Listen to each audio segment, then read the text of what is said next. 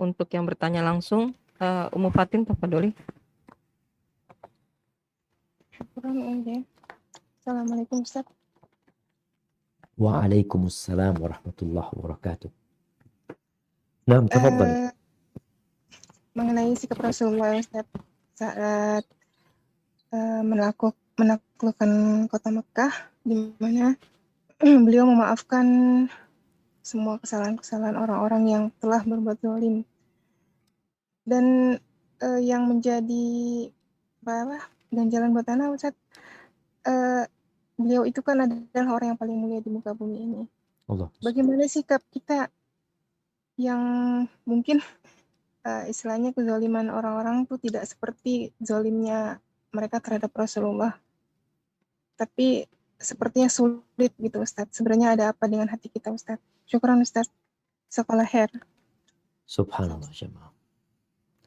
Ya ahibati fillah. Di dalam diri kita itu ada satu organ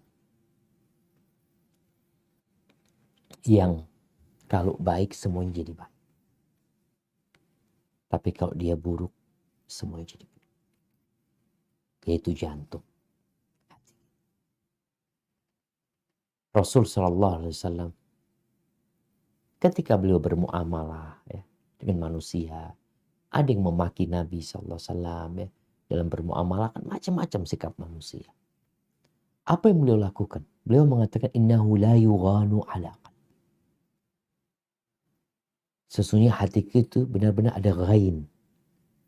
Ghain itu seperti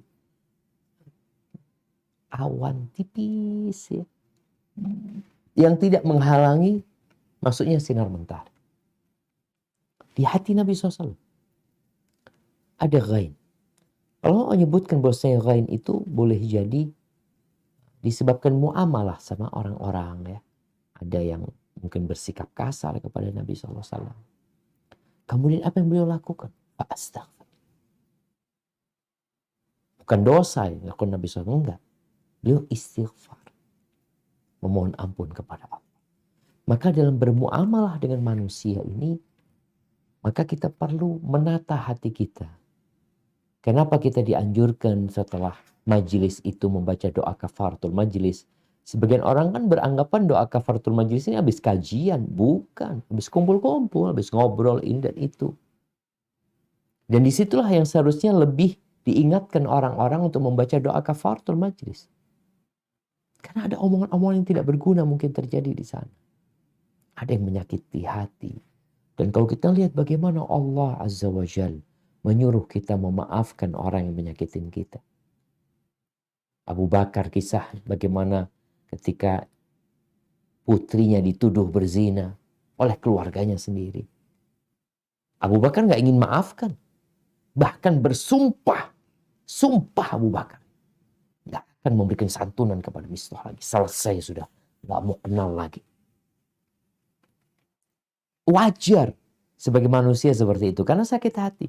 Tapi Allah kasih arahan kepada yang lebih baik. Itu gak baik gitu loh. Falyafu wal yasfahu. Kata Allah, hendaklah mereka memaafkan. Udahlah melupakan kesalahannya. Artinya dikasih arahan kepada yang lebih baik gitu. Oleh Allah Azza wa Jalla. Jadi hal itu adalah ujian buat kita. Maka kita harus memperbanyak istighfar. Tapi ahibati fillah, bukan berarti kita itu nggak boleh membalas ya kepada orang yang menyakiti. Karena di surat Asy-Syura ayat 39 Allah Azza wa Jalla mengatakan walladzina idza asabahumul baghyu hum yantasirun. Dan sifat orang-orang beriman ini juga salah satu sifatnya. Kalau mereka dizalimin, mereka bela diri gitu. Ada kondisi mereka membela diri, ada kondisi mereka memaafkan.